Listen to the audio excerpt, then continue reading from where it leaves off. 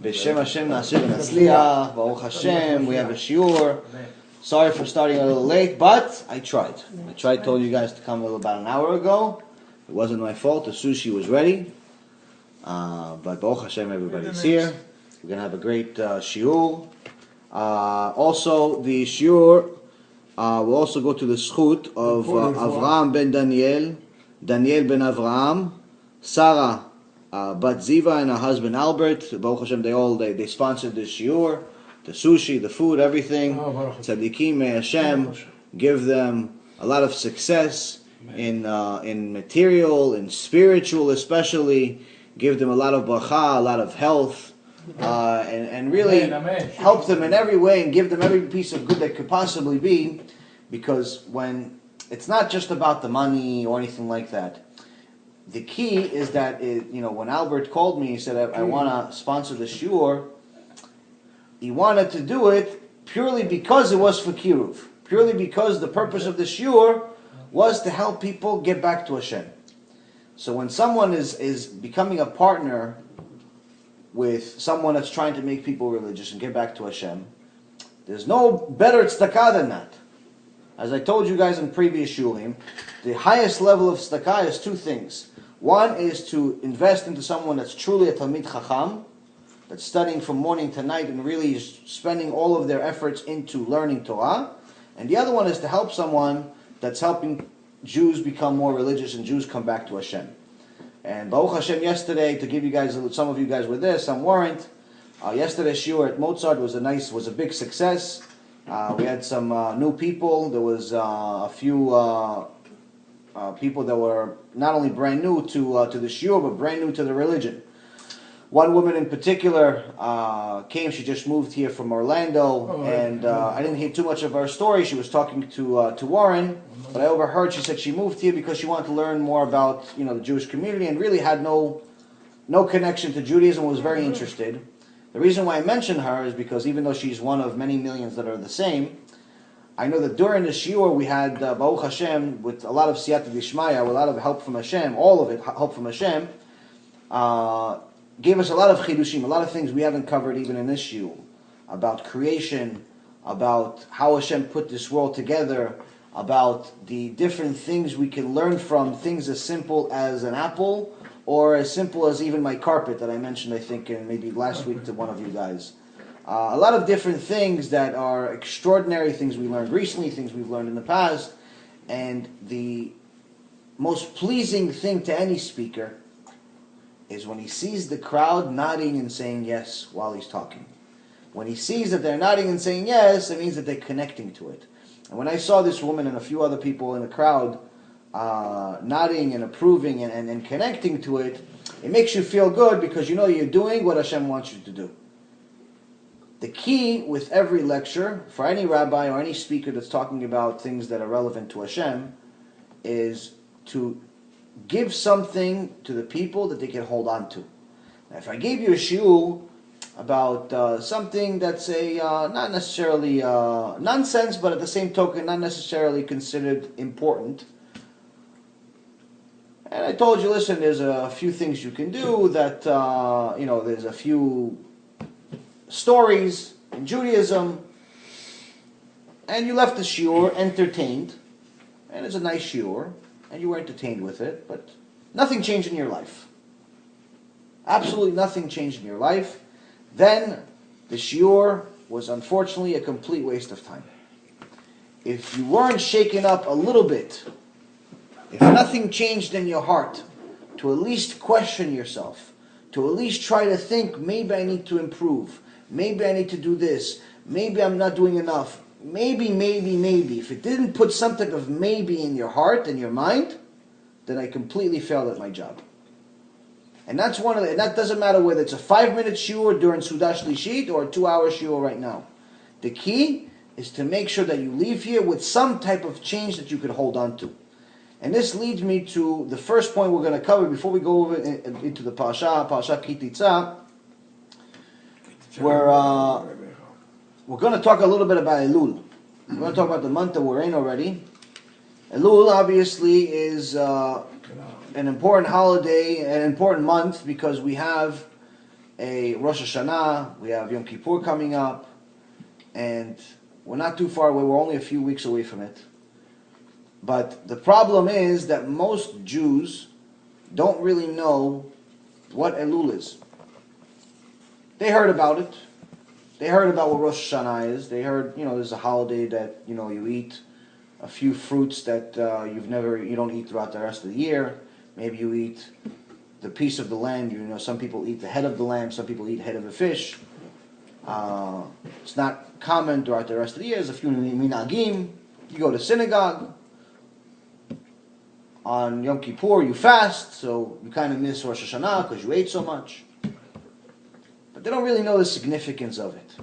So I want to go over a few things about Elul that I think are very, very important, because if we wait too much longer, then we miss out on a very big opportunity. So there's a few verses in the Torah that have the Rashet Tovot of Elul, meaning that the first letter of each word spells out Elul. So for example, the Elul is spelled Aleph, Lamed, Vev, Lamed. Right? It's 4 letters.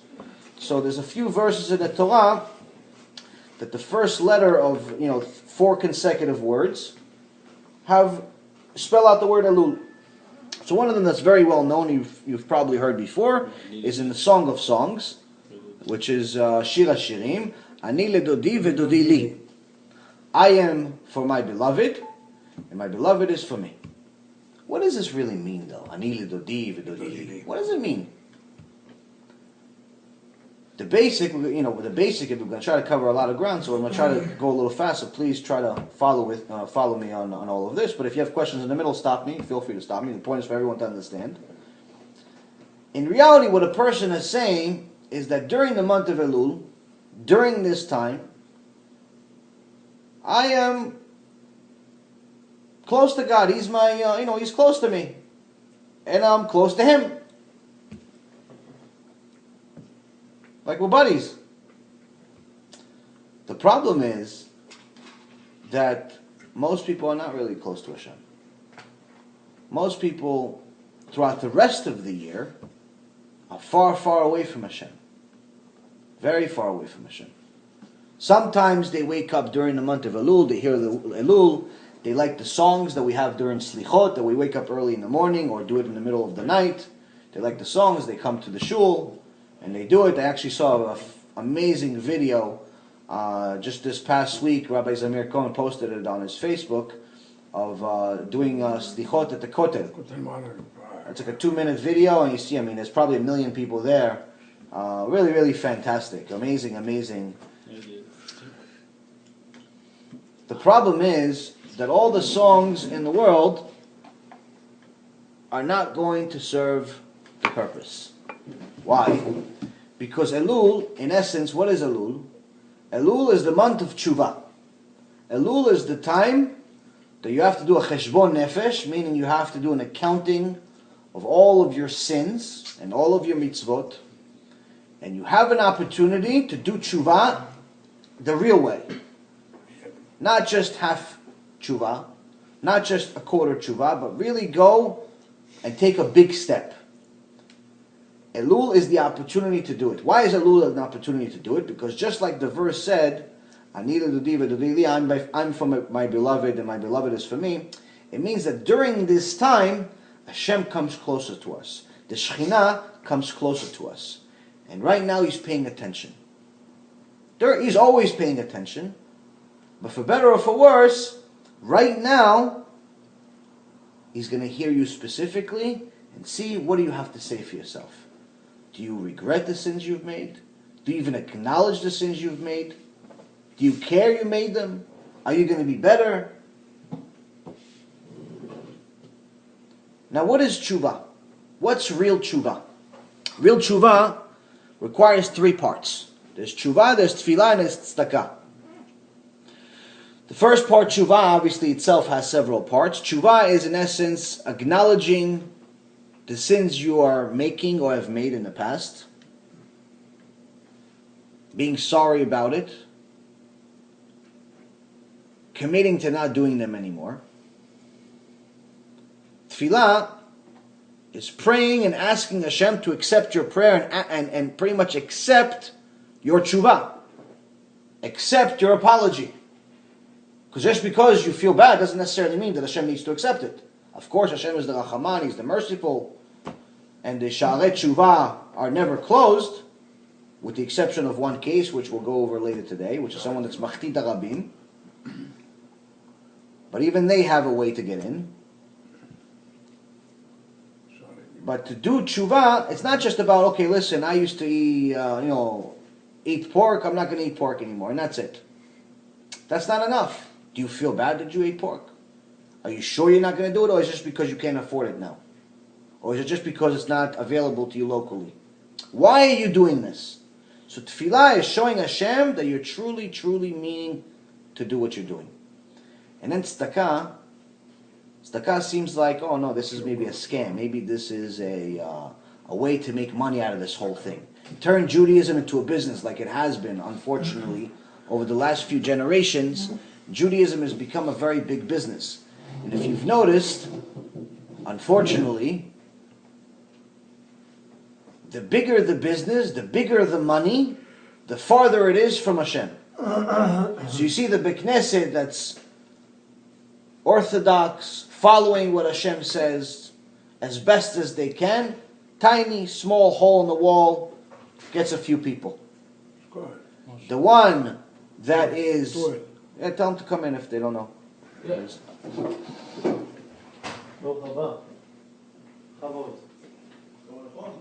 כן, ברוך הבא. משה.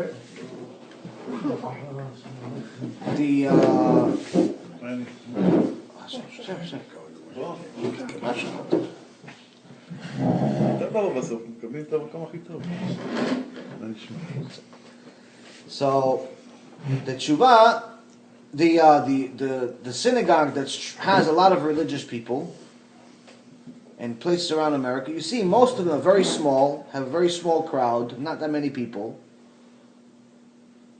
And if they need to get a chazan, they can't afford it. If they need to get a new Sefer Torah, it's a big problem. But the Reform shul or the conservative shul, they're burning money. They have so much money that they're creating events just to do something with this money. You see that their synagogues are giant towers, just like the churches. You see that the place is not even occupied the whole year. They use it maybe 3 or 4 times a year. But it's huge, multi-million-dollar project. Endless amount of money comes in. Why? Because the Yetzer Hara is controlling all of this. Yetzer Hara has a lot of money. So when we talk about tzedakah, it's not about the money part. Tzedakah, what Hashem wants from your tzedakah is that what a lot of people do with tzedakah is that they help the people they know. They help their family. As soon as I know, okay, I need to give tzedakah, I'm going to give it to my brother, I'm going to give it to my sister, I'm going to give it to my cousin, I'm going to give it to this one, to that one. I'm going to give it to the people that I know in my immediate family first. That's what I'm going to give it to. Even though that is very important, even though someone is obligated to help their family and people that are in need,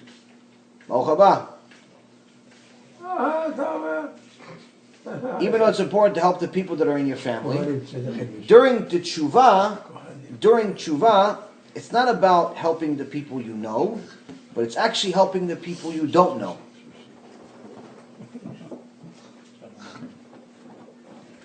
It's helping Jews that are in need, that are righteous Jews, that you don't know them. But you're helping them because it's the right cause, whether it's someone that's doing kiruv, whether it's someone that's learning Torah, whether it's someone that's just an ani, but he's righteous, someone that's poor, but he's a righteous person. Why? Why helping that person is, at this time, for your tshuva, why is that more important than even helping your brother? That doesn't necessarily need it as much. Or even helping your cousin, that doesn't necessarily need it as much. Of course, if your cousin or your brother or your mother or your father needs it and is not going to be able to survive without it, of course you help them. But I'm talking about if one is okay, the other one is in desperate need, but you don't know them. But you know that they're righteous. You do some investigation, you find that they're righteous. Why? Because technically what you're saying here is that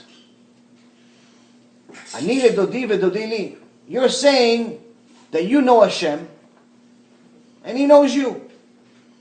The reality of it is that throughout all of the year, with the exception of maybe when you go to the synagogue 3 or 4 times a year, if you're not religious, you come 3 or 4 times a year, you don't really know Dodi. You don't really know Hashem. You know Him 3 times a year. The rest of the year you don't know nothing. But you expect Him to treat you like Dodi Li. You expect Him to treat you like He knows you every day. You expect Him to treat you like He's not a stranger. So Hashem says, you want me to treat you like my son? You want me to treat you like I know you the whole year? Then treat my other children like you know them. The ones you don't know. The ones that are righteous but they're not your brother. The ones that are righteous but they're not your cousin. But you know that they're in need. Those are the ones you help. That's the tshuva. Because I sent them to you specifically for you to complete your tshuva. So the tshuva is, first is tshuva, which is to regret the sins we're making, commit to not doing it again, and improve ourselves. Second part is tefillah, to ask Hashem to accept this tshuva because we're really sincere. We're not just joking around. We're not saying, listen, I'm going to go to Yom Kippur, pray from morning to night, chatati, aviti, pashati, and then right after Yom Kippur, I'm going to the beach. The nude section. Which is the same thing as the non-nude because no one wears any clothes. You can't do that.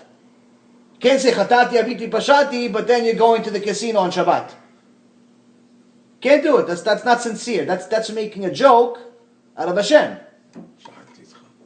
That, in reality, gets an extra punishment. Why does it get an extra punishment? For the chutzpah. You're telling Hashem, listen, I feel bad. He's crying, he's singing, I'm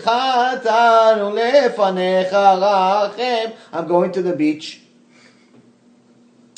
You're making a joke out of it. So, in order to do tshuva, we have to really, truly acknowledge, who are we in front of over here? Who are we in front of? We're in front of the creator of the heaven and the earth. We went over the shiur last night of all the miracles we had. Just a small, tiny speck of the miracles that we noticed in just a few days of creation. Amazing miracles that we notice every day we take for granted. B'ezrat Hashem, anyone that wasn't there should watch it. I'll post it online later tonight. A lot of really amazing miracles. The heaven and the earth He created. He's recreating everything on a millisecond by millisecond.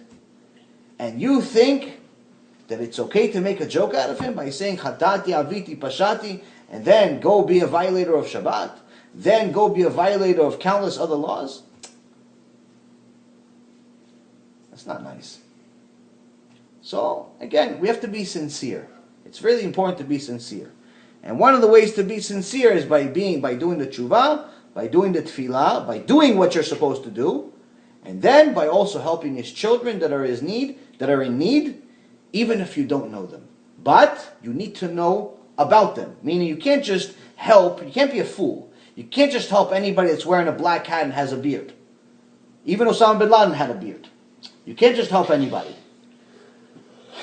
You have to help people that you know. You have to check out their background. Just a few people. You don't know them personally, but you ask a few people. Does this guy go to Beit Knesset? Is he a Talmid Chacham? Does he learn? You ask a few people. You don't just, if it's small money, you don't necessarily need to do that much background check because it's not an effective use of your time.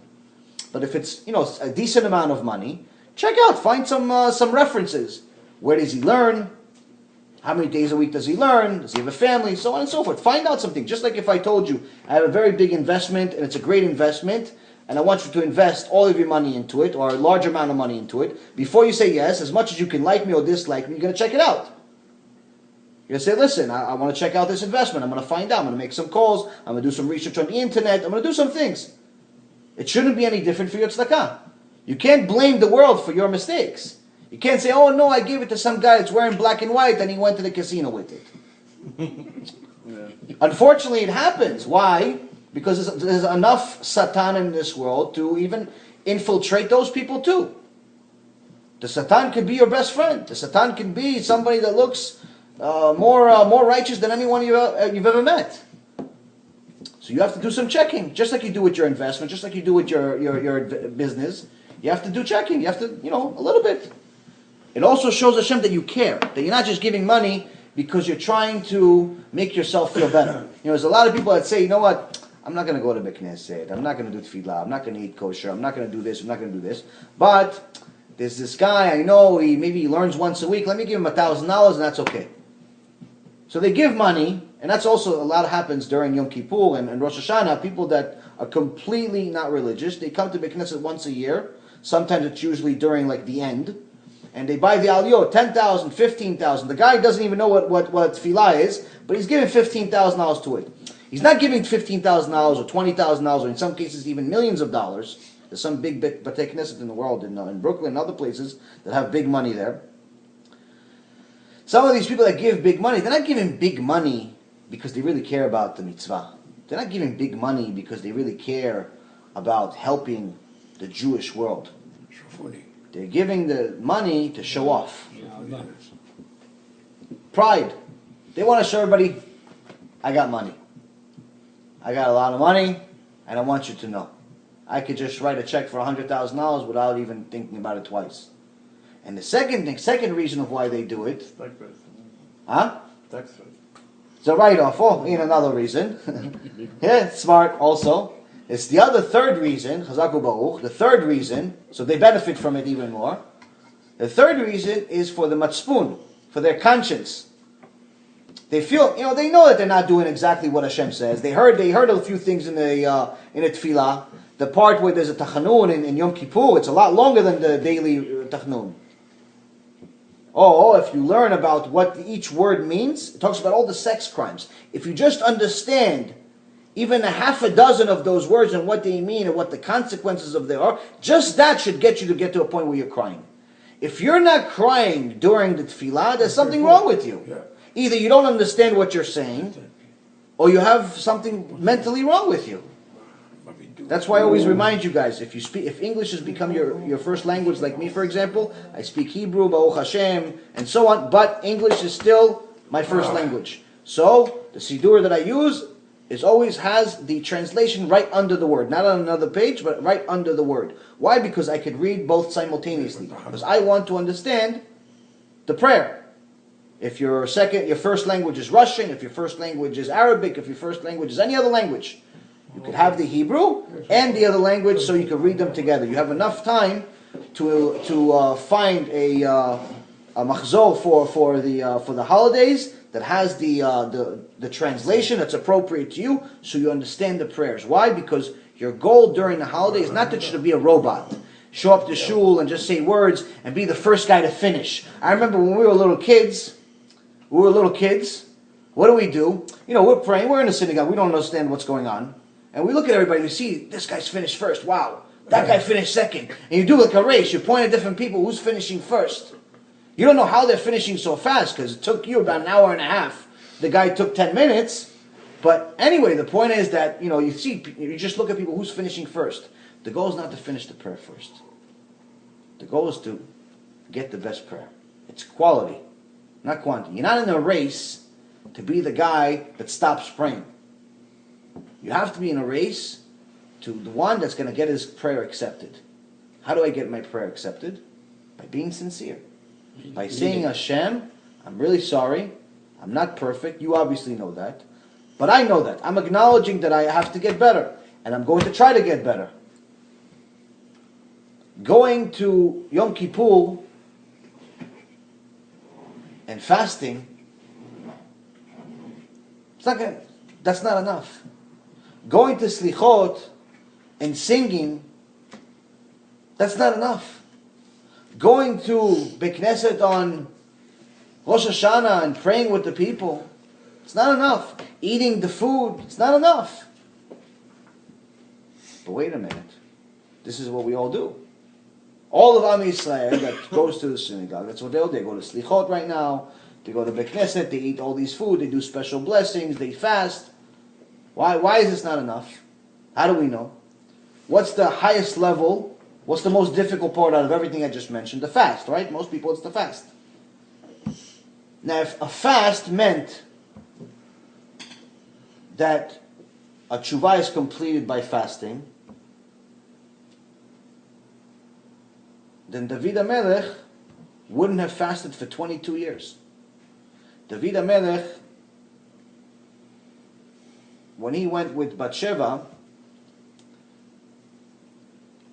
in his level, even though the Gemara specifically says that anyone that thinks that David HaMelech sinned is wrong, but there was still a chashash, there was still a doubt by some people that didn't understand the level of David HaMelech, that maybe he did sin. So maybe in his level he sinned. So for the possibility in his entire life, the possibility that maybe he sinned, maybe he didn't, he fasted for 22 years. Consecutive. So if fasting for one day was enough for not one sin that we make one sin a second. We make one sin half a second. He made one sin, possibly, maybe a sin, maybe not. The Gemara says it's not. He fasted for 22 years. So a fast obviously is not enough. Prayer, he prayed too. He went to Rosh Hashanah. He also prayed. Eating the food, he was the king. He had every food he had. You could have the head of the lamb every day. He didn't have to wait for Rosh Hashanah. So that wasn't enough. Slichot, he did slichot all year round. His tachnun that we do that sometimes takes us about 37 seconds, his tachnun took hours. And the guy never made a sin. There's only a doubt, maybe, maybe not. So what does it mean? What is tshuva? What is the real point of tshuva? What is the bottom line? Wait, in Hebrew you say, what's tachlis? What's the bottom line? Tshuva is a commitment to change. If you go into the Bet Knesset on Rosh Hashanah, which is Yom Adin, the day of judgment, Hashem decides whether you live or die. Hashem decides whether you be rich or poor. Hashem decides everything for you at that moment. And if it's not good enough, you didn't do good enough, He's giving you a second chance on Yom Kippur. Most people think that Yom Kippur is more important than Rosh Hashanah. It's a complete mistake. Rosh Hashanah is the Ikar. Yom Kippur is a second chance. You go to Rosh Hashanah, you pray, stay the same. You get to Yom Kippur, you show up with your club clothes. You know, I remember I used to go to a synagogue in New York. Everybody showed up to Yom Kippur with like going to a club. You know, the shirt opened, the chains, you know, the big boots. Everybody's like, you know, they're going to like a show, like a modeling show. Show up with the, you know, with the brand new car, brand new. Everybody's like a show and tell. As far as praying, not so much. You show up like that and you leave like that, you didn't do anything. You didn't do anything. Why? Because you didn't change. Elul is giving you a chance to change, to start the change. So by the time you get to the time you have to change, you already have it in your blood system. You already have it in your neshama system. You're already starting to change now, already starting to acknowledge, I have to change, I have to improve, I have to make less sins, I have to get closer to Hashem, I have to learn Torah every day. 5 minutes, 10 minutes, an hour, 5 hours, whatever you can do, you must learn Torah every day. You want a connection with Hashem? You have to feed your soul every day. Your soul does not care about French fries. Your soul does not care about your sushi. Your soul does not care about any steak or any lamb or anything. Your soul cares about Torah. Why? Because the soul is spiritual, Torah is spiritual. Someone that wants to be saved when the Mashiach comes must learn Torah every day. Something. Not everybody needs to be the next Gdol Adol, but you have to have something. Listen to a tape for 5 minutes. Listen to a CD. Listen to a YouTube video. Go to a shiur. Read something. 5 minutes, 10 minutes, something. You have 24 hours a day. Well, you can't give Hashem 5 minutes. Elul is a time for you to get that into your system. Because by the time you get to Rosh Hashanah, there's no more time. You have to do it. At that point, you're saying to Hashem, I'm ready. I've prepared, and today I'm ready. So I'm showing up, I'm coming to you with My cheshbon. This is what I did, I know. This is what I plan on doing. Give me another shot. Give me another shot. Nirel said something beautiful before we started the shiur, before everybody got here. We were talking a little bit. He said something, one of the most amazing things that makes me really, really thank Hashem is every day when I wake up, I say, Modeh ani lefanecha, she'achzarta bi neshamti bechemra emunatecha. So you're thanking Hashem for giving you back your soul. Most of us take that for granted. But Nirel, who's really doing strong tshuva, Baruch Hashem, he's thinking to himself, despite any sins I've made, despite any things I'm not doing, despite me just being new, he's giving me another chance, another day to start brand new. And this is what Elul is. Elul is for us to prepare, to show up on Rosh Hashanah and tell Hashem, Hashem, I'm ready. I'm ready to change. Because if you show up to Rosh Hashanah and Yom Kippur with no intention of changing, you did nothing. This is 100% not my opinion. This is the Torah's opinion. Because if you think about it logically, you don't even need to know much Torah to understand this logically. If someone, for example, cheats on his wife the whole year, he's cheating, he's going with this woman, with that woman, every other day is somebody else, but once a year he shows up to his wife and goes, no, listen, I really love you. So tell him, do me a favor, don't love me and don't cheat. I'd rather you not love me, but at least don't cheat on me as much as you're cheating on me. Same thing with here. Le'avdil, a million avdalot, the big difference, but the point is with Hashem, you're cheating on him all year and you show up and you tell him, oh no, I love you, but then the next day you go back to going against him.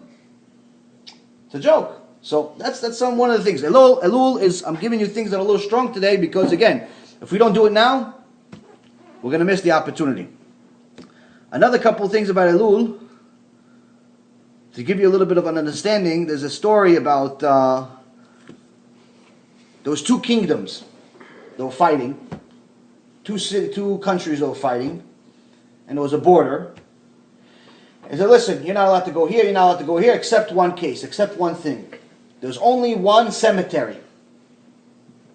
So if you need to bring it, both of us need to use the cemetery, so you're allowed to cross the border and bury your dead. Okay. Of course, the Jews always find a business opportunity. So they say, okay, we're going to use the coffin, but we're going to fill it up with merchandise. We're going to put some shoes, we're going to put some diamonds, we're going to put some, whatever we can do. So every day they're showing up with a new coffin.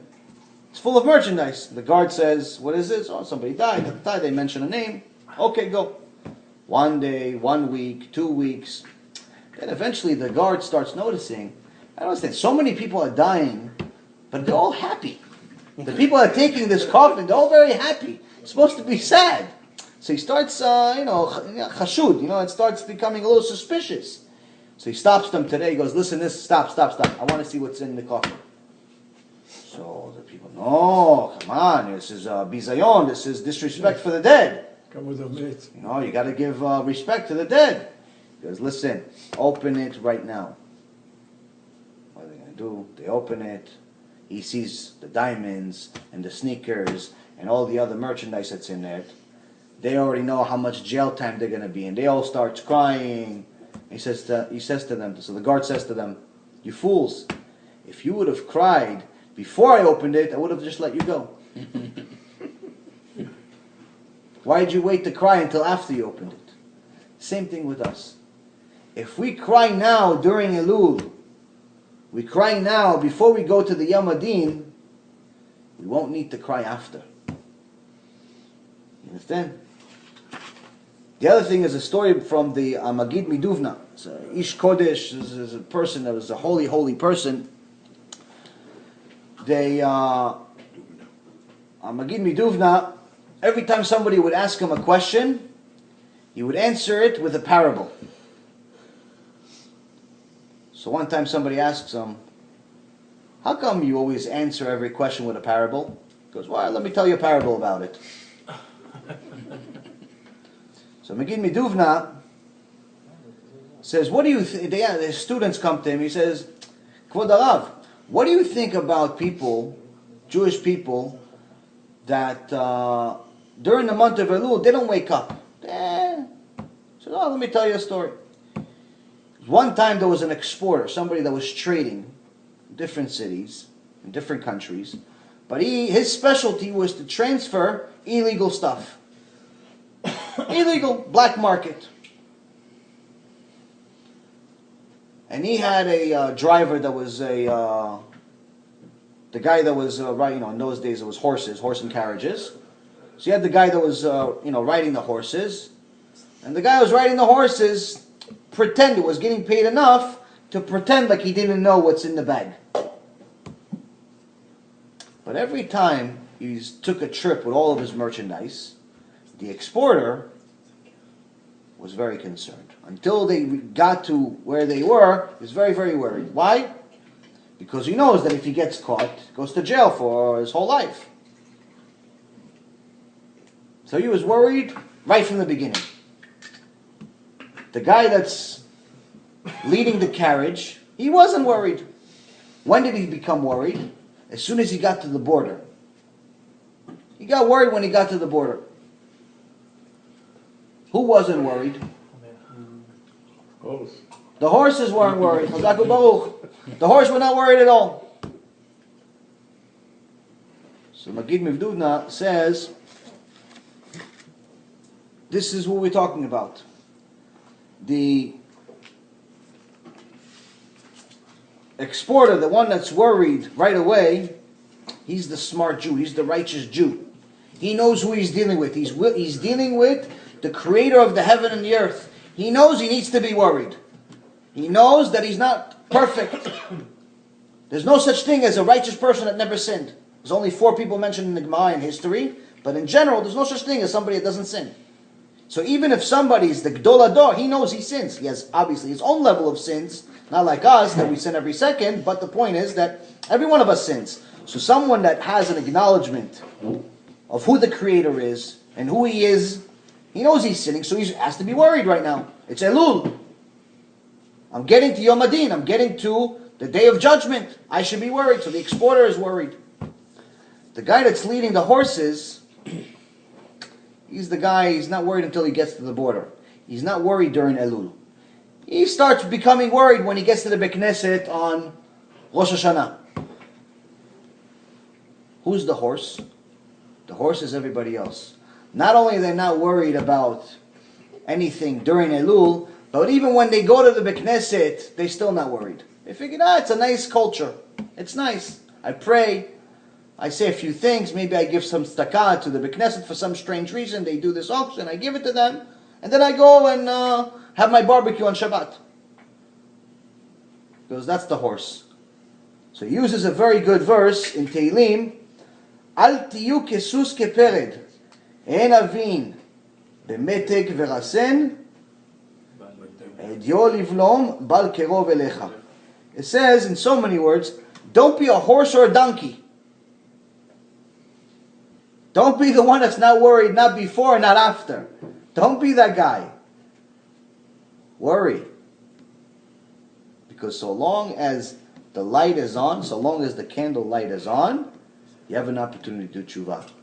But if you don't even acknowledge the fact that you need to do tshuva, then unfortunately you're the sus. You're the horse. This is Magid ben Duvna. So this gives us a very good understanding of what situation we're in today. There's a lot of things that are happening around the world. Things that give all signs and all indications that we are in the end of days. This is not a speculation. This is obvious.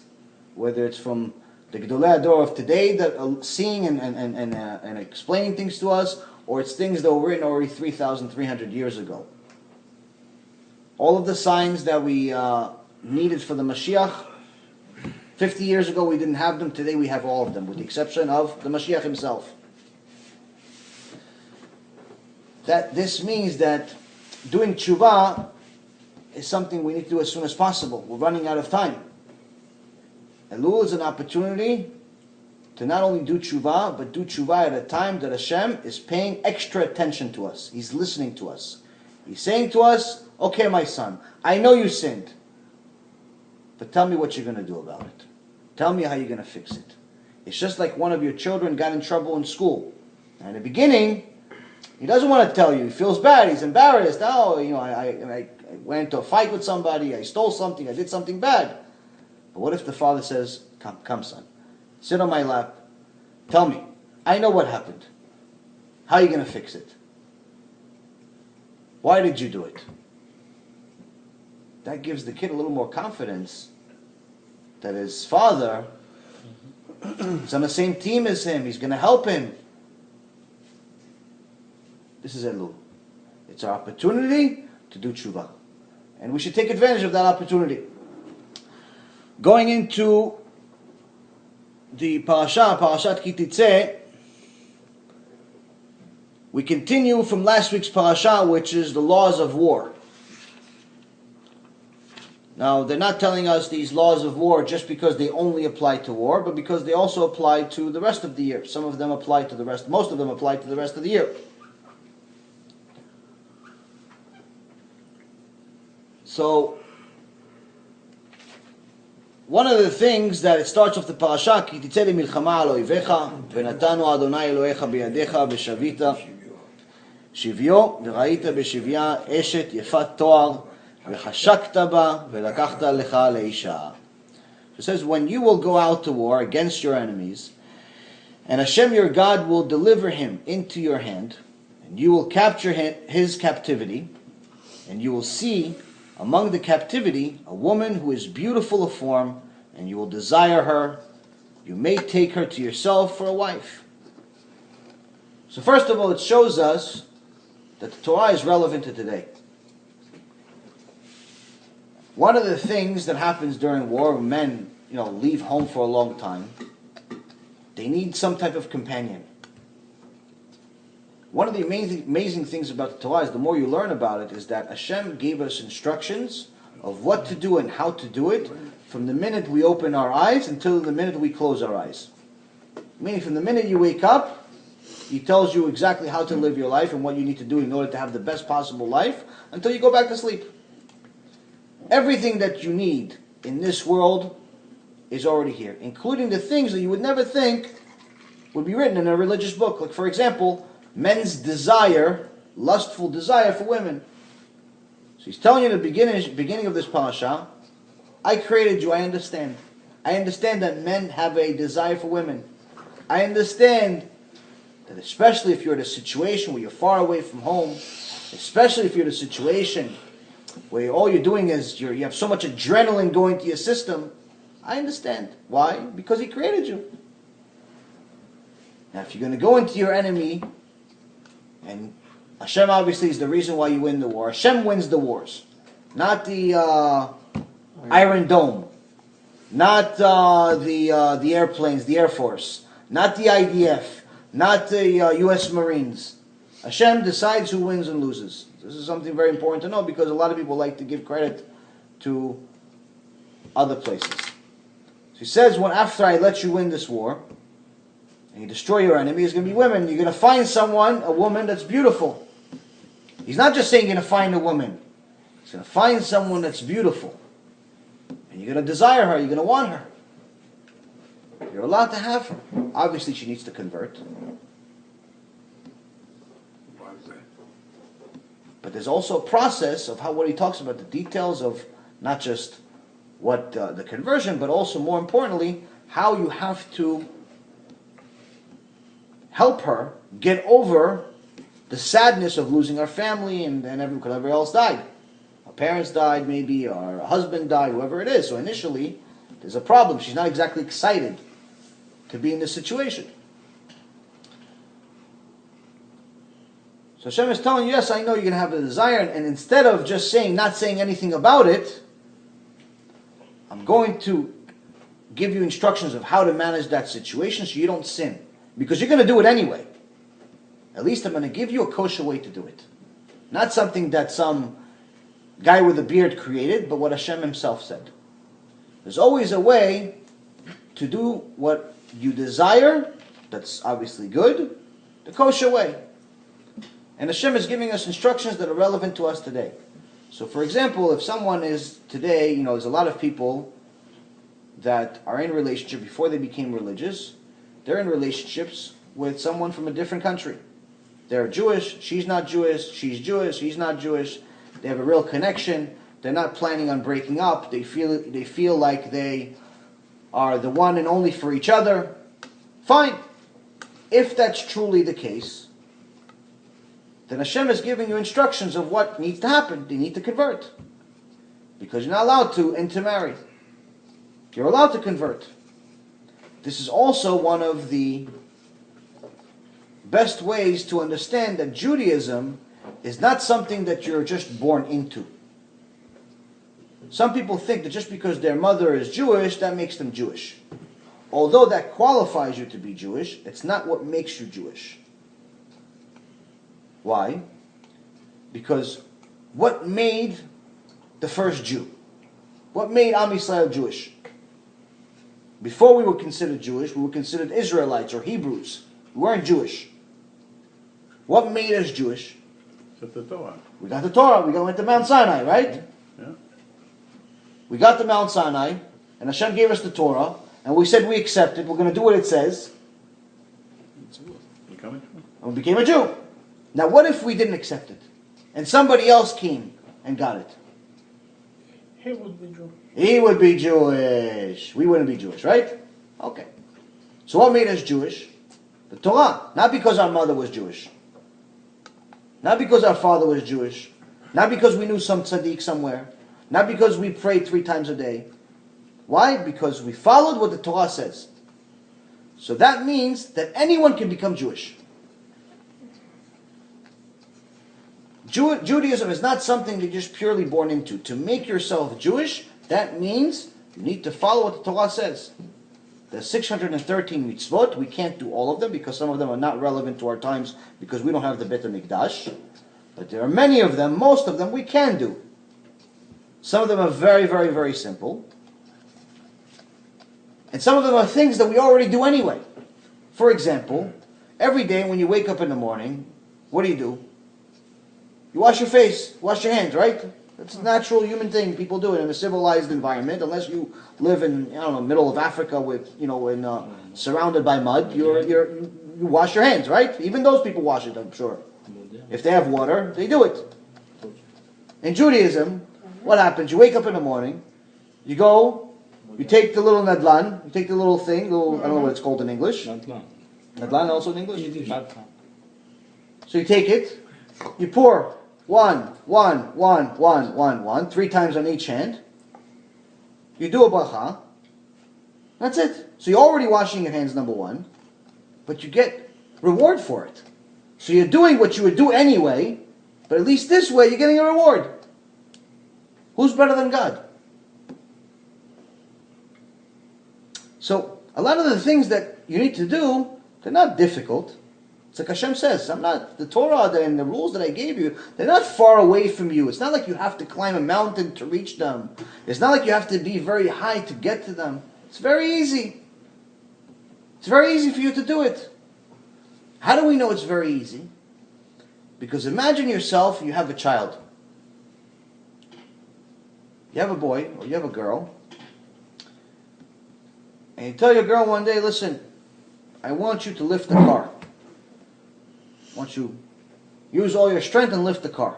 Would you do that? Would any of you tell your daughter or your son to lift the car? Sure not. No, right? Why not? Because she can't do it, right? Yeah. So, which means that if she could do it, you would tell her. Because you know she could do it. Right. So if you tell her, listen, I want you to lift the phone, why do you tell her to lift the phone? Because she can do it. Because you're a father and you care about her, right? It's the same thing with our father, same thing that the father in Shamayim. He's telling us to do the mitzvot. Why? Because he knows we can do it. Not because we can't do it. So when people say, no, this is too hard for me, kasheli. It's hard for me to cover my hair. It's hard for me to be modest. It's hard for me to go and pray 3 times a day. It's hard for me to keep Shabbat. It's hard for me not to steal. It's hard for me not to kill people. I like it. It's hard for me. It's obviously nonsense. Why? Because if Hashem gave us something to do, He loves us, and He says it specifically in His words. He actually loves us. He says, "I love you" in this Parashat. We'll go over it in a few minutes. So obviously, if He tells us to do it, that means we can do it. So there's no such thing as something that we can't do.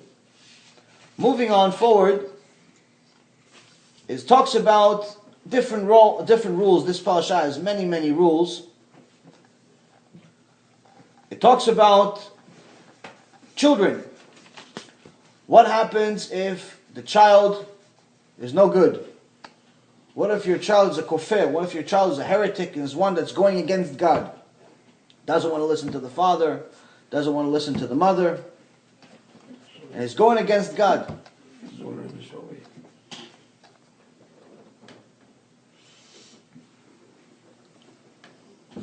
So what happens is the parents take him to the elders, they take him to the Beit Din. Aviv b'kol imo v'yisru oto v'lo yishma aleim. So he's not listening to his parents. V'tafsu bo aviv ve'imo v'otziu oto el ziknei iro ve'el sha'ar mekomo. So the parents, the father and the mother, shall grasp the kid and take him to the elders of the city and the gate of this place. ואמרו אל זקני עירו בינינו, זה סורר ומורו איננו, שומע בקולנו, זולל וסובל. This son of ours is wayward, he's rebellious, he does not listen to our voice, he's a glutton and he's a drunkard. ורגמוהו כל אנשי עירו באבנים ומת, וביערת הרע מקרבך, וכל ישראל ישמעו ויראו. All of the men of his city shall pelt him with stones, and he shall die. And you shall remove the evil from the midst, and all Israel shall hear, and they shall fear. They're saying this type of person gets the death penalty. Now Chazal explains to us that such a situation never happened and never will happen. But why is it mentioned in the Torah? First of all, it's telling us that if it gets to that type of a situation, it's not just the kid's fault. It's the parents' fault. That's number one. The kid would have never gotten to that point naturally. Second thing is that if someone is that bad, then the parents need to show their love for Hashem beyond even their own children. Hashem comes first. Hashem is above your children. Hashem is even above your parents. Hashem is above your wife. Hashem is above everything. This is one of the things we learned from Avraham Avinu. Avraham Avinu waited nearly 100 years to have his first child. He was a very righteous man. He was the first Kiruv rabbi. We were talking about Kiruv earlier today. He was the first Kiruv. He converted everyone. Everyone that he would meet, he would convert them.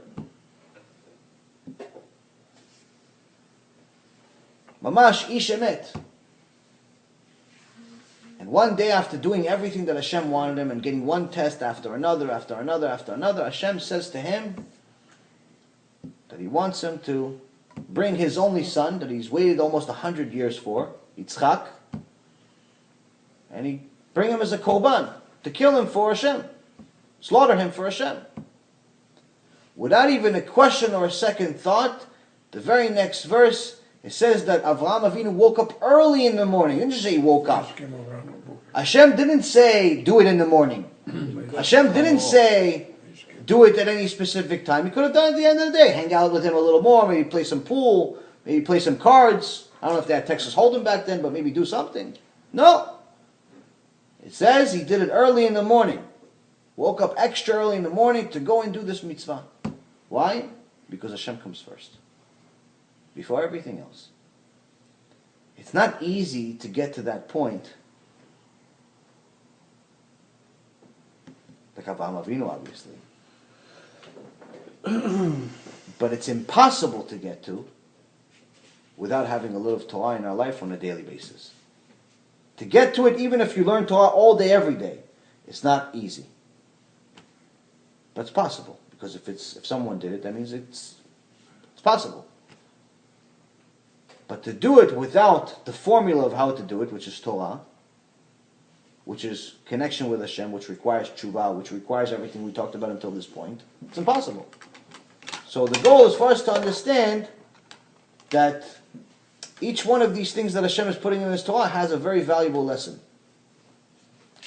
Next thing it talks about is the laws of how to deal with other people and how to show that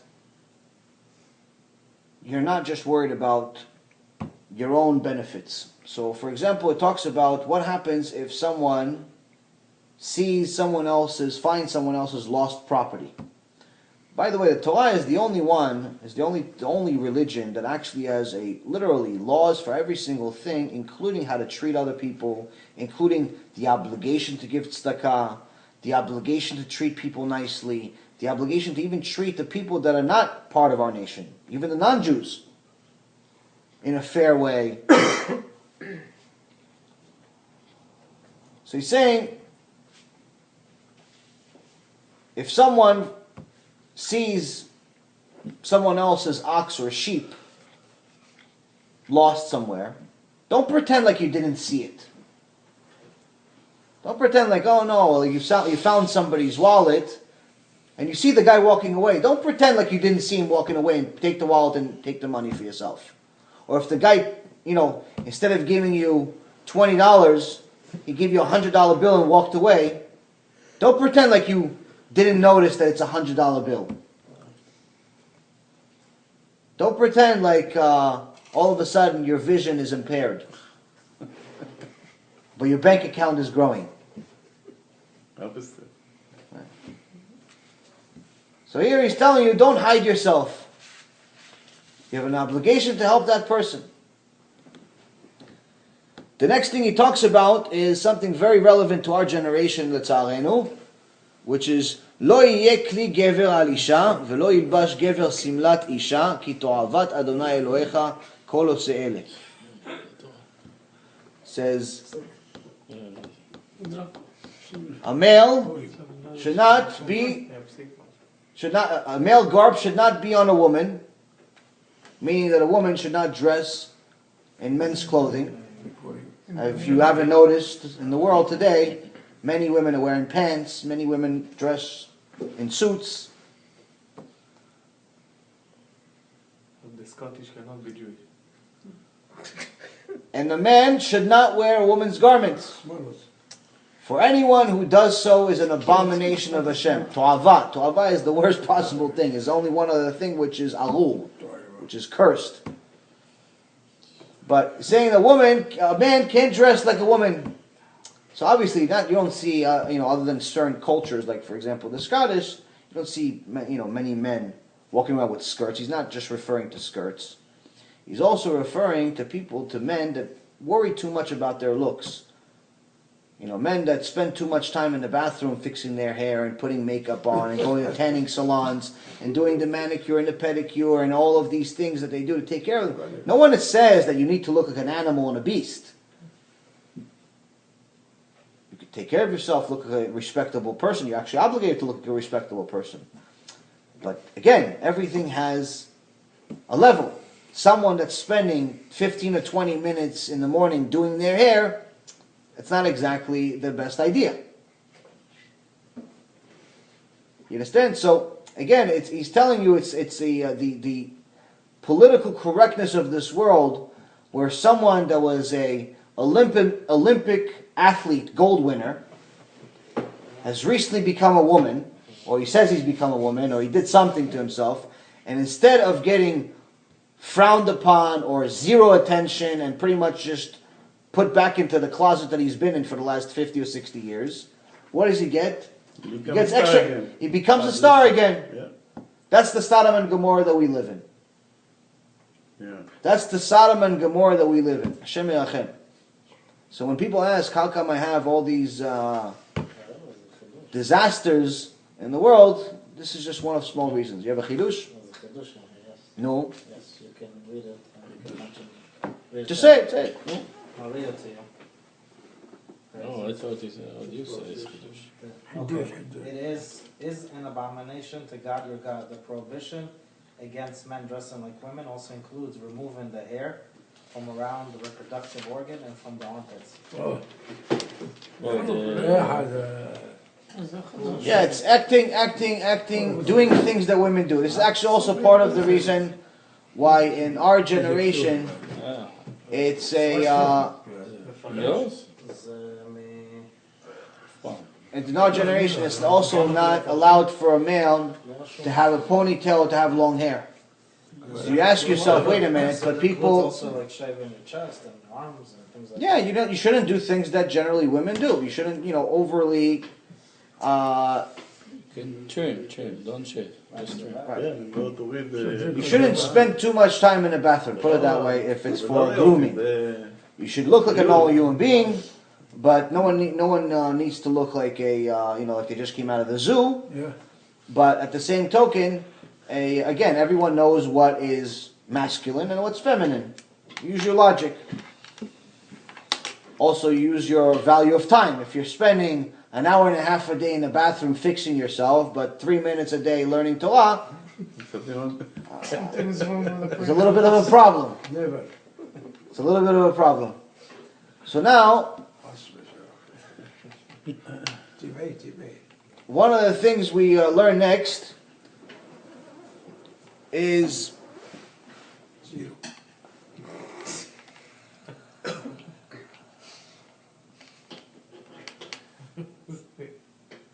what happens to a man that sleeps with a woman that's not allowed to him.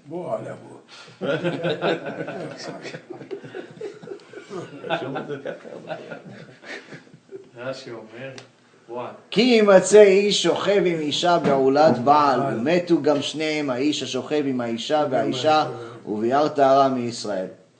If a man will be found lying with a woman who is married to a husband, then both of them shall die, the man who lay with the woman and the woman, and you shall remove the evil from Israel. We're not going to go too much into the details because it's too scary, but someone that sleeps, it's called Eshet Ish.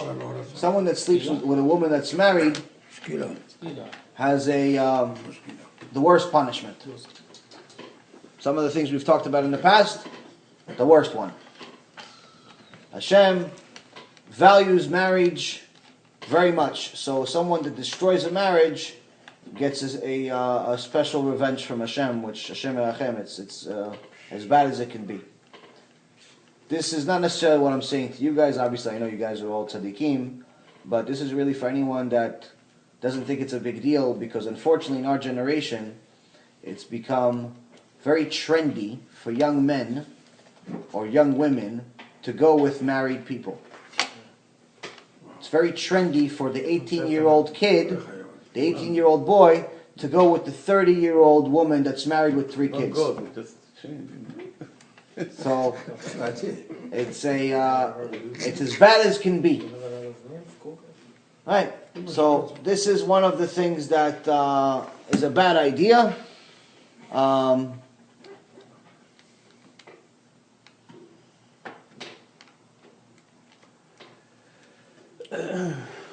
And people need to stop it as soon as possible, in so many words. But now, when someone makes, in Yom Kippur, you're going to learn about a lot of, during the Tachnun, you're going to learn about different sex crimes. Sex crimes are things that are not allowed. People are not allowed with their parents, not allowed with their brothers, all types of incest, animals, being with a woman that's nidah, that's your wife even, and so on. But I also want to teach you the power of tshuva. Just to give you an idea of how much Hashem loves us. How much Hashem is merciful. Because to just teach you about the bad stuff, you can very easily lose hope and think that, you know what, maybe the Yetzer Hara is right, maybe I'm a lost cause.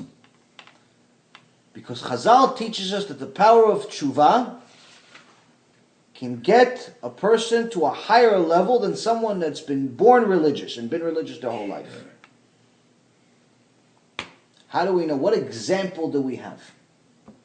None other than the wife of Yeshua ben Nun, Rachav. Yeshua ben Nun, Joshua was the next leader after Moshe Rabbeinu. So obviously he was as big as can be after Moshe Rabbeinu. He's not a regular guy. He's not Joey down the street, the nice cop. It's Joshua, Yeshua ben Nun, big tzaddik. Hashem tells him to marry this woman Rachav. Rachav, before she married Yeshua ben Nun, what did she do for a living? She was a prostitute. The worst kind. The kind there's no person that doesn't know who she is. The Gemara says she was so beautiful that anyone who saw her once in his life, if he would say her name 3 times, the semen would come out of his body. There's no such thing that's available to us in this world. I'm not saying seeing her again, not saying being with her. If you just said her name, Rachav, Rachav, 3 times. 3 times. by the 3rd time, it's as if he was just finished being with a woman, cohabited with a woman. That's how beautiful she was. Everyone in the world knew who she was. But she was a prostitute. Now, how are you going to take a prostitute, high level one, and give it to the biggest tzaddik, the Gdol Hador, Yeshua ben Nun? How could it be? How could Hashem not only approve this, but sign off on it? Say this is what's supposed to be. That's the power of tshuva.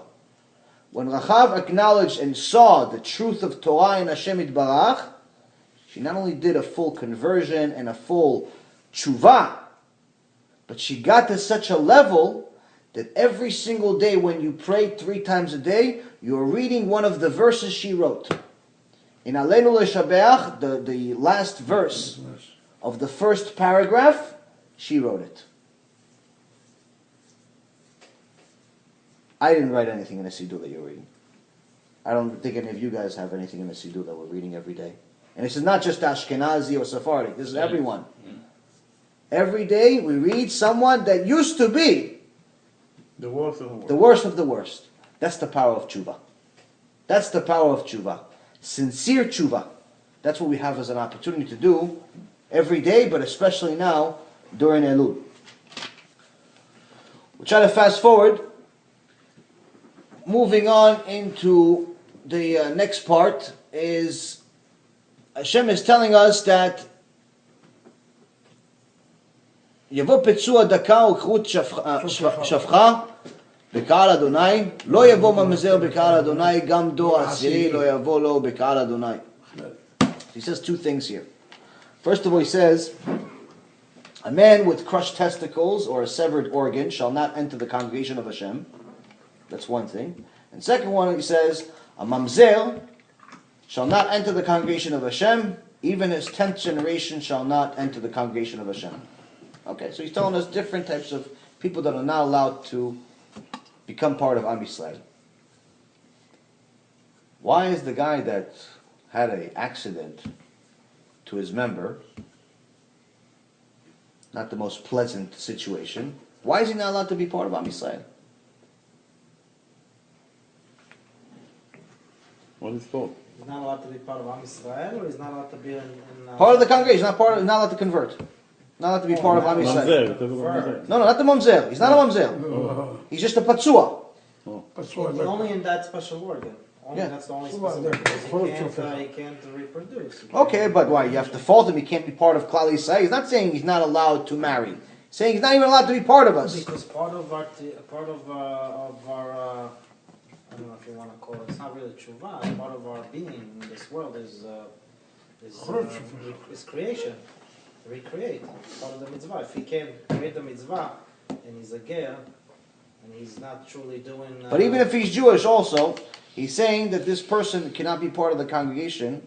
You're in a very right direction. He can't be counted as minyan. Is that what you're saying? Well, not necessarily in as a minyan, but he's saying as far as over here, he's saying that can't be. I guess he can't marry. He can't marry into the Klal Yisrael, you can't be a convert, righteous convert. Right. The reason why is פצוע. פצוע במקום האישי שלו. או, אוקיי. במקום של הברית. כן. אז אם הוא פצוע והוא גוי, הוא לא יכול לעשות גייר, ואם הוא יהודי, הוא לא נחשב ישראל יותר. Why? Because he caused it to, this type of damage is a specific punishment for something he did. It's not something that happens accidentally. Now, if he was born that way, then he's okay.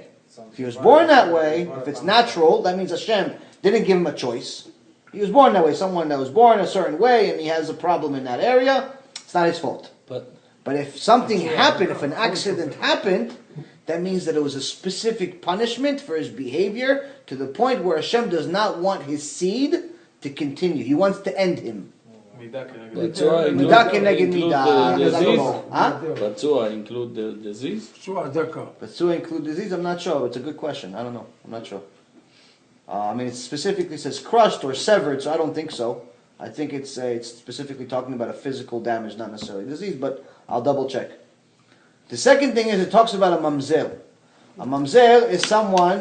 It's not someone that just came from a unmarried couple.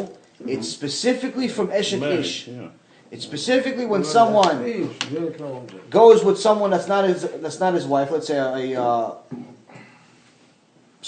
two people that are obviously married to somebody else are together, or someone that's not married with someone else that's married to somebody else go together. Eshet Ish that I mentioned before.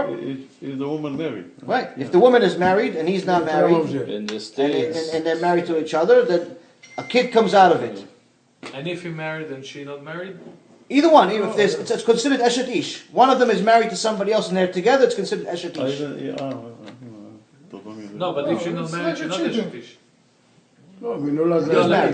Like, let's Oh, can. Yeah, it's a much bigger sin if she's the one that's married. It's a much bigger sin if she's the one that's Well, married. in both cases, Because technically the man... I mean, before they can marry for Right. So it's but okay. we're going to cover that in a second as far as what you're asking about. No? The if they're married to each other, yeah. I think it's the But woman. if they it's both specifically... Okay. not married, they also consider them? No, If the woman is married No, to someone else, It's not and legal, a but man, it's not, whether he's married or not is irrelevant. If he goes with a married woman, that's the worst type. Right. If she's not married, but he is married, it's still bad, but not the same level of bad. Why? Because back then, like Moshe was meaning to say, back then you were allowed to marry more than one woman. But we're going to address that issue in the next verse, or the next paragraph. So, he's saying, before we get to that, he's saying someone that went with Eshet Ish, went with a married woman, that's not his wife, and they actually have a son, it's called a mamzer. And a mamzer, even after 10 generations, even after 100 generations, doesn't stop being a mamzer. What does it mean? A mamzer is only allowed to marry two types of Jews. Either another mamzer or a convert. That's it. Those are the two options. That's one shows how much Hashem loves us that He gave them another choice. But at the same token, how much He hates that sin. There's a memory forever that this person was a mamzer, that someone made this sin. And this is what we were talking about earlier today about how people do background checks before they get married, because if someone does background checks and they found out that somebody's a mamzer, they can't marry them. Not allowed. Hashem hates zima. Hashem hates promiscuity. This is one of the signs that's very obvious, because if some fruit comes out of this promiscuity, and it's something that is in essence something that's hated by Hashem. It's ta'avat Hashem. The next thing he's saying is that this is the Ammonite. The next part he's talking about is how the Ammonites and the Moabites are also not allowed to convert. But then, if you remember, Chazaku Baruch, how are the Moabites not allowed to convert, but yet the Mashiach comes from them? So Chazak Baruch, what they're referring to is the males, not the females. The males are never allowed, the males from the nation of Moab are not allowed to convert, were never allowed to become part of Israel, but the women were able to. Why? Because the males were the ones that went and sent their women to go to make Am Yisrael sin. They also sent Bilam against us. And the Ammonites were the ones that were ungrateful. When we left Egypt, we went to them and tried to get some water and bread from them, to even buy it from them, and they refused to even sell it to us. One of there's several types of people that Hashem hates. It talks about it in the Shiur Torah, in the Gemara. One of them is a kfui tova, someone that's ungrateful. And since the Ammonites come from the descendants of Lot, Lot was the nephew of Avraham Avinu, and Avraham Avinu saved his life. Yeah. So in the minimum, both the Ammonites and the Moabites should show us gratitude, because we saved them. The only reason they exist is because of the Jews. So the fact that they showed us lack of gratitude makes Hashem hate them. But specifically the males, not the females, because the males were in control of everything that's happening. This is to teach us that being a kfui tova is something that Hashem hates much more than most things. How do we know? Because in the sense of the of this situation with the Ammonites and the Moabites, when Moab sent Bilam to curse us, Hashem says, I reversed his curse and turned it into a blessing for you, because Hashem, your God, loves you. So this is the part I was telling you about how Hashem loves us. Okay. But at the same token, while he loves us, he hates the males. But then he says, the very next verse, verse 8 in this chapter, 23, he says, but you shall not reject the Edomite, for he is your brother, and you shall not reject the Egyptian. So he's saying that the Egyptian, or the people from Edom, which is from Esav, they're allowed to convert. If you think about it based on our knowledge of what's going on here, it doesn't make that much sense. The Egyptians, we don't need to, every Jew in the world knows, or at least hopefully every Jew in the world knows who the Egyptians, what they did to us. We're slaves there. We're there for 210 years, which 116 of it, we were heavy slavery. They tortured us, which my cousin, Baruch Hashem, he's one of the books he's writing right now, is showing how every single, torture that the Egyptians did to us, the Nazis did the same thing. Proofs from the Torah and modern history. Same exact blueprint, same exact rule book they had. Same thing. But they are allowed to convert.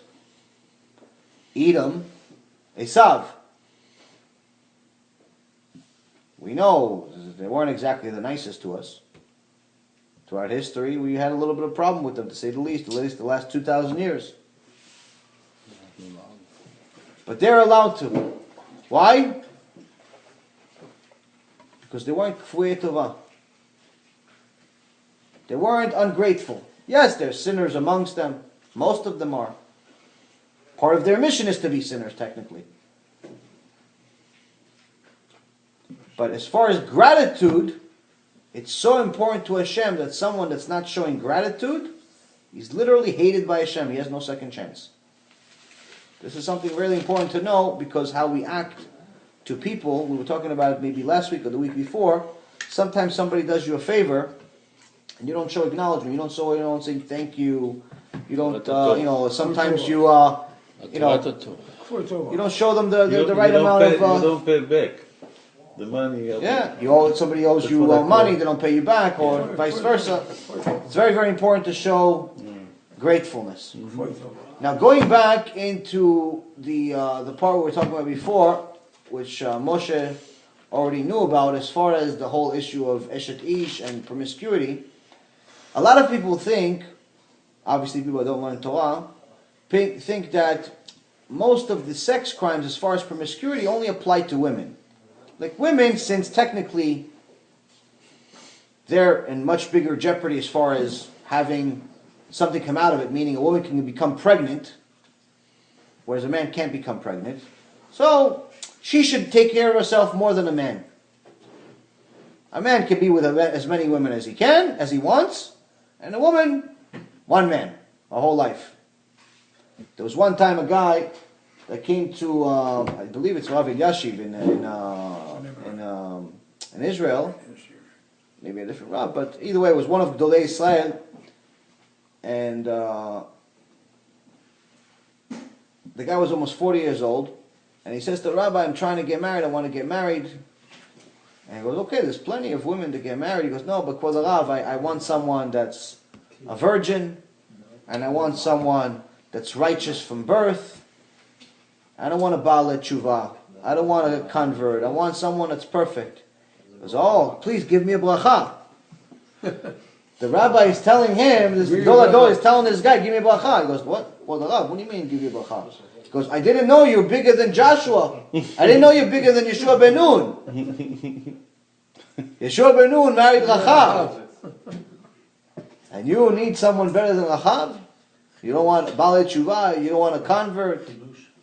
Come on. So many people think that it's okay for men to do whatever they want. This is a specific verse, it's a literal verse. There's no two ways of translating it. לא תהיה קדשה מבנות ישראל ולא יהיה קדש מבני ישראל. Says, there shall not be a promiscuous woman amongst the daughters of Israel, and there shall not be a promiscuous man amongst the sons of Israel. So Very simple. Both are not allowed. Both are not allowed. Woman with woman. But why? So why is today's society doesn't say about the men, only about the women? No, it's about Society or women Torah? that- Society also tells you that it's okay to get married when you're a homosexual. What society does is not the it's not that's not what we're learning here. We're learning what to do, not what not to do. If you want to learn what not to do, we watch the news for that. No, but I'm saying everybody's like, okay, it's always about the woman, about the woman. Nobody ever says anything about the men. Because society is going to try to flip everything into a way to distort it. If you look at the world today, most people that talk about the Torah that don't know anything about it, they say it's not relevant, they say it's old, they say it's ancient, they say it's some good story but it's not real. They say everything against it. But none of those people that ever say those things ever actually read it. So when people talk about the Torah the way that they do in a negative way, you obviously know, number one, they've never read it. Number two, they don't even realize how much of a problem they have. And number three, you can't really expect much from a person that is only a few steps away from being a monkey. Because again, Hashem created the animal and Hashem created the human being. The human being has a bigger mission than the animal does. The animal has to live on instinct. The man has to live based on his head, based on his brain. If you know that there's a creator, which doesn't take too much time to prove, you obviously know that if there's a creator who's a brilliant, perfect being, then it couldn't be that this creator made a mistake and just threw a bunch of people into a world with no instructions. Just do whatever you want. Just see what happens. Like when we were little kids, we used to play with the toys. Even when you play with the toys, there was always had to be a mission. One army was beating the other one. One group of cars was faster than the other one. There's always had to be some type of purpose. No one ever played toys with no purpose. They would just throw the toys into the air like someone that's mentally challenged. You always had some type of imagination. You do something with it. So if you as a little boy, a 3, 4, 5-year-old boy, is playing with your toys and you have a mission, how come the creator of the world, the perfect being, doesn't have a mission, doesn't have a purpose? So obviously if he put us into this world to do something, there has to be a way for us to find out. Since you're not a prophet, and he's not a prophet, and I'm definitely not a prophet, and I don't think Obama is a prophet, or Benjamin Netanyahu is a prophet, and nobody else is a prophet, so there's no one else that has prophecy right now. So Hashem is not going to make, okay, listen, I gave them instructions, but it has to go through a prophet. No, because we don't have a prophet, so it has to be an easier way to get these instructions. Here you go. It's right on this table. It's called the Torah, and you have to read it. So someone that refuses to read the instructions from the Creator and just concludes that they're not valid. He hasn't read them. He hasn't studied them. But he says, no, they're wrong. They can't be right. Obviously, he's closer to the monkey. Because he's living off of his instinct. What's his instinct? His instinct is that I don't want anything that's going to obligate me to do stuff. I want to relax. I want to go to the beach. I want to, be comfortable. I don't want anyone to tell me what to do. So that's the problem. So when it comes to the Torah, the women and the men are obligated to be pure. The women and the men are both children of Hashem. The women and the men have to protect their neshama. By being promiscuous, by doing the things that have become very common today, like for example having girlfriends or having boyfriends for long periods of time, it's not part of Judaism. Why is it not part of Judaism? Why didn't you ever hear that Moshe Rabbeinu dated Tzipporah for 6 months? Why didn't you ever hear that Avraham Avinu dated Sarah for 3.5 years before they got married? Why didn't you hear that Joshua maybe went out on a few dates with Rachav, just to see, maybe you want to test it out? Why didn't David HaMelech date a few people? Why? They got married. Why? Because there's no way to be with somebody for a long period of time without sinning. There's no way. Even from the Gedolei of history, even Moshe Rabbeinu, even David HaMelech, even Avraham Avinu, they knew they're still men. They're still human beings. There's no way that they can be with a woman for an extended period of time. I don't mean extended period of time like 6 months. I don't mean 6 years. I mean 2 hours where you're in a closed room together. There's no way that you can do that without sinning. There's no way. That's why there's no such thing as dating without an actual purpose. Religious dating is you go into a public place, coffee shop, restaurant, there's other people, you sit, no touching, just talking, and trying to meet each other. Find out who the other person is. No, let me see, maybe we could live together for 6 months. Maybe I could check out if we connect intimately. None of this nonsense exists in the Torah. Why? Because we're not tools. We're not animals. And again, none of us grew up like that. This seems foreign to us. But this was all in the instructions of Hashem. And He's telling us that promiscuity and being fresh and being promiscuous, being with different women, being with different men, that's not what He brought us into the world for. He didn't bring us into the world to test out different systems. Yeah. We're almost done.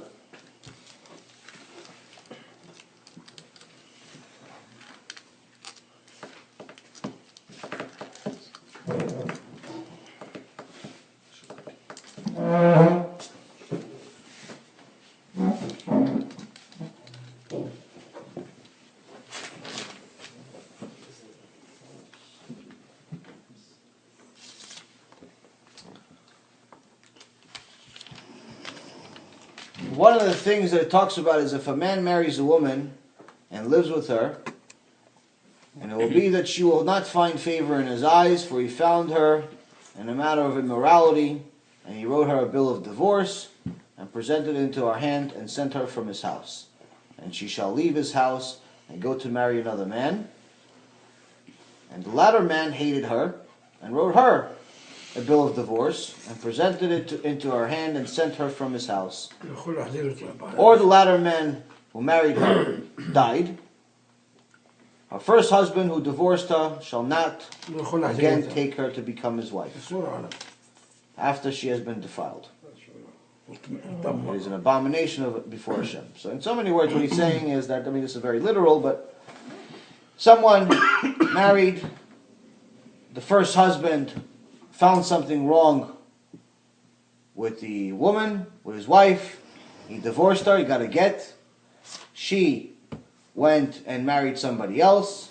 The other person also found something wrong with her and also divorced her, or perhaps he died and she wants to go and marry the first husband again. He's not allowed to marry her. That's the point. Why am I mentioning this to you guys? Because in the beginning of this verse, this whole story starts with not if this man marries her and all of a sudden he died, or this man all of a sudden found a prettier wife, or this man all of a sudden found her too old. No. It says that he found something wrong with her. Ki matzah ba ervat davar. Meaning she did something immoral. It looked like she was possibly cheating, but not 100%. Or maybe she was cheating, but he can't prove it. Or even something as simple as she's not modest. This is one of the opportunities we want to cover, a little bit of modesty in Judaism. Because the modesty of today is nowhere near the modesty of what Judaism is supposed to be. Modesty in Judaism is not just covering your hair with anything that you can find. Modesty means that you have to cover your hair in a kosher way. So for example, many people use wigs to cover their hair. Unfortunately, the wigs of today, no big rabbi in the world today approves them. Why? Not only are they prettier than hair, but many of them come from Avodah Zarah. Many of them come from idol worship places like India, places that do Avodah Zarah. You're not allowed to benefit from Avodah Zarah in any way. Second of all, they are not modest. So the original wigs that one of the rabbis in the past generations, about 200 years ago or so, approved, even a blind person would know that it's a wig. Today's hair, today's wigs, even a person that's in the business can't tell it's a wig. Yeah.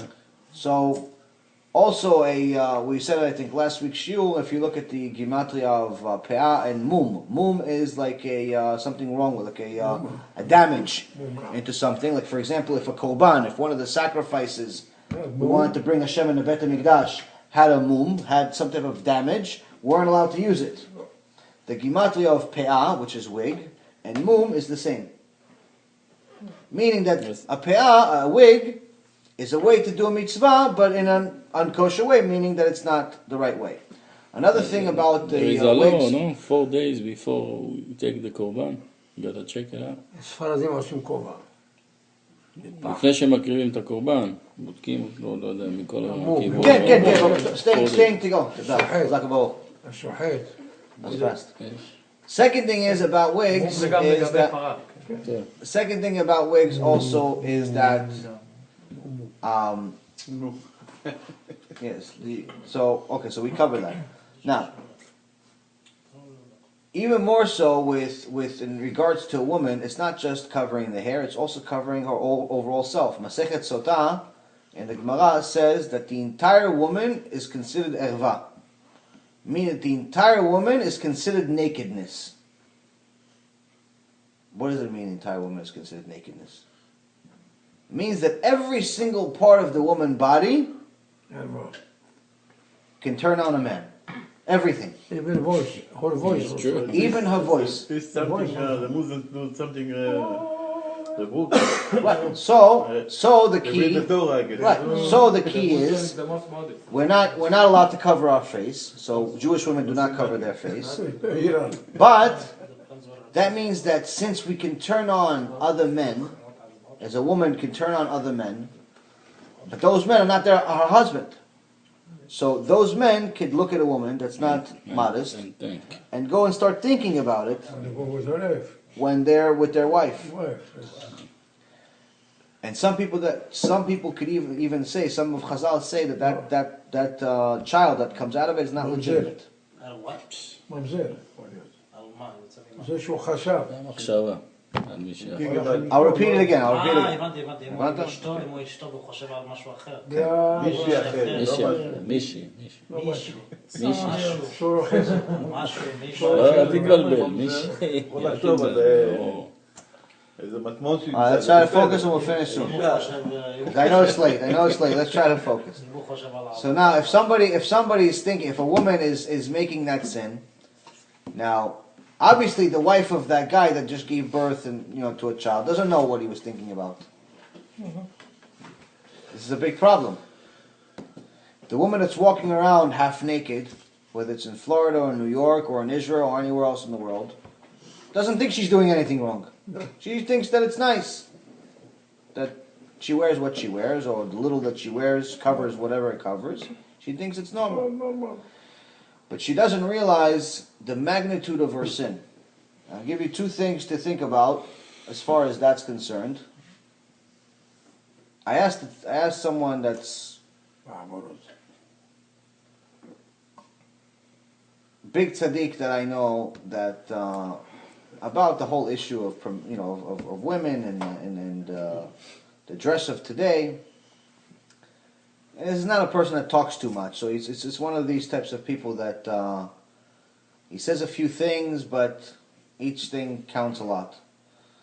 So, and he usually doesn't like to say things that are hard.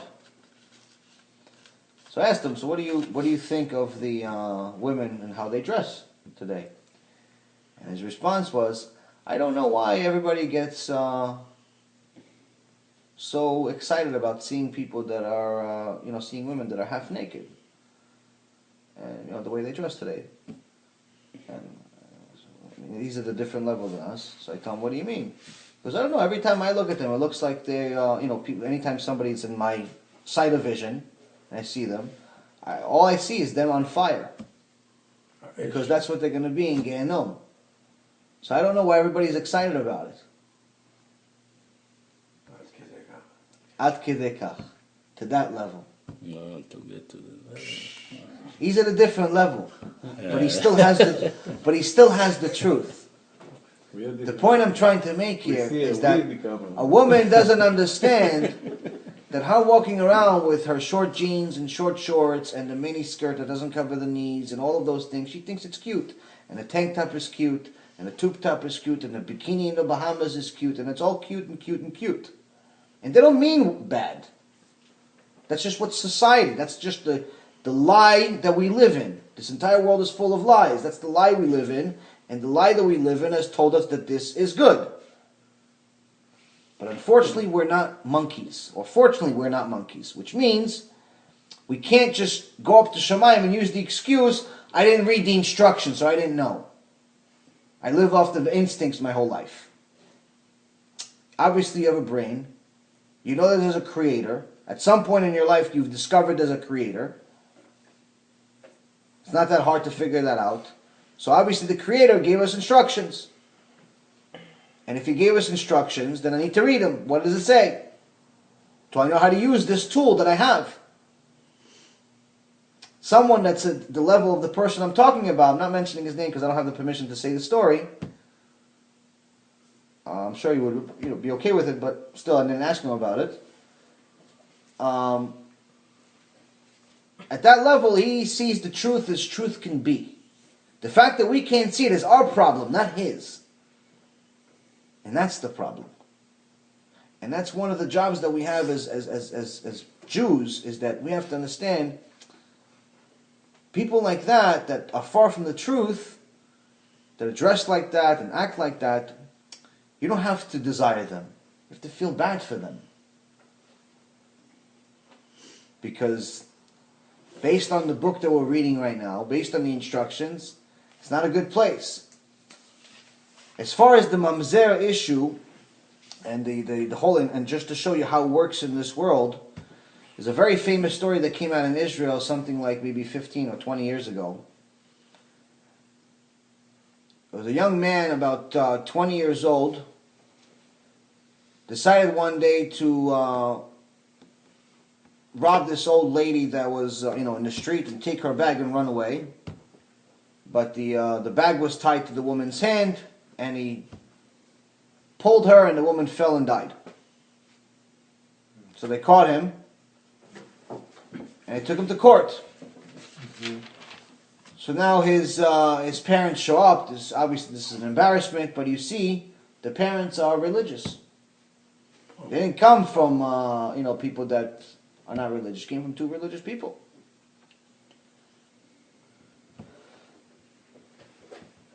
And they start, the boy comes in with the handcuffs, and they start talking about, presenting him, and then they start mentioning this is what he did. And then they say the victim's name, the old woman's name. And as soon as they say her name, the boy's mother, who's sitting in the crowd, starts hysterical screaming and crying. So the judge says, ma'am, I mean, we've already been in trial. He's already been in jail for a while. I mean, what are you all of a sudden? You're crying. What's the problem? She says, you don't understand. His name. 20 years ago, I told my husband that, it's the time of the month for me to go to the mikveh. My husband was a very hothead. Get mad very fast.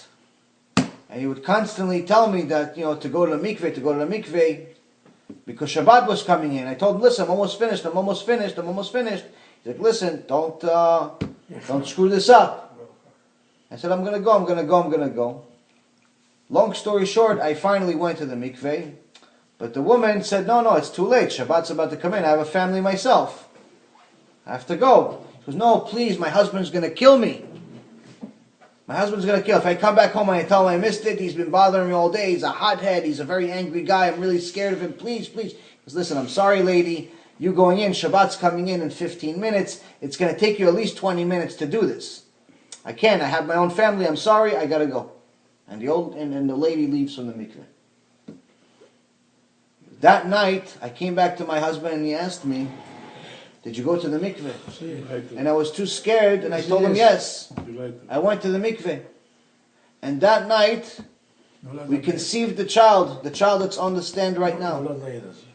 We weren't allowed to be together without me being in the mikveh. Not allowed to be together. Okay, ma'am, the judge is not exactly religious.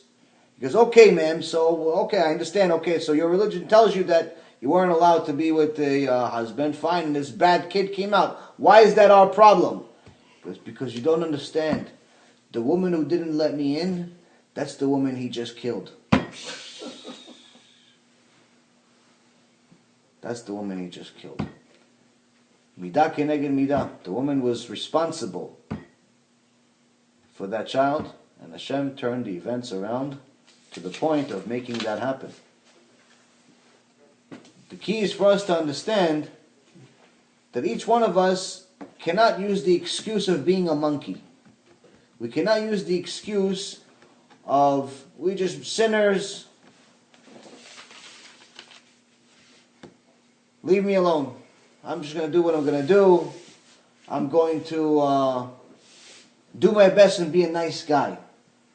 I'm going to be a nice woman. Because to be nice is subjective. It's based on your own definition. Hitler also thought he was nice. Paro also thought he was nice. Obama thinks he's also nice. Kerry, his partner in crime, also thinks he's nice. The guys from Iran also thinks they're nice. Everybody thinks they're nice. Nobody wakes up in the morning and says, I'm going to be a bad guy. But the only way to truly know what's nice and what's good is based on the one that defined nice, the one that created nice, the one that created good. And this is his book. So to say that I'm just going to be a good guy or a good woman is just not enough. And this is one of the things that the Parashat teaches us, and many Parashat teach us, because if we have our own logic, we're bound to fail. If we use Hashem's logic, even sometimes when we don't understand it fully, we at least are on the right track to succeed. In the month of Elul, we have an opportunity to take advantage of and do full tshuva. And if we do the full tshuva, we can reach the level like the prophecy that Hashem promised Avraham Avinu, which has reached the stars. He says your descendants are going to be like the stars. Right now, it doesn't matter what you're doing. It doesn't matter if you're Mechalel Shabbat. It doesn't matter if you are. Of course it matters, but for the purpose of tshuva. It doesn't matter what your past is. As of right now, as of this moment, you can start brand new. You can say to Hashem, listen Hashem, I'm starting brand new. Starting brand new. Why? Because I want to be your kid. I want you to love me. Just like you say in this parasha, I saved you because I loved you. I want you to love me too. So from now on, I'm going to start doing better. I'm going to start keeping more. I'm going to start getting close to you and get so much closer to you. By the time I get to Rosh Hashanah, I have something to show you. Not by the time I get to Rosh Hashanah, then I'll figure it out. Oh, please save me, Hashem. By the time I get to Rosh Hashanah, I have something to show you. Look, Abba, look what I did for you. Look what I did for me, really. I kept 2 Shabbats. I ate kosher almost every day, but I cooked kosher. I didn't go with women that are not allowed to me. I did tefillin. I did this, I did this. You have something to show. All these things I didn't do before. Before the shiur with the sushi, I didn't do it. But starting this day of the sushi, I did it. And look, I have something to show you. Then we're on the right path. B'ezrat Hashem, all of us will add something. As a result of this shiur, add something. At least one thing. Take something with you home today. One thing, please. Just one thing. I don't care how high you are, if you're Moshe Rabbeinu or you're Korach. Something. Take something with you today and take a chance of a lifetime. Because Elul is a time that Hashem listens to you. And if you show Him an opening the size of a needle, He will show you and open you the gates of heaven. Amen.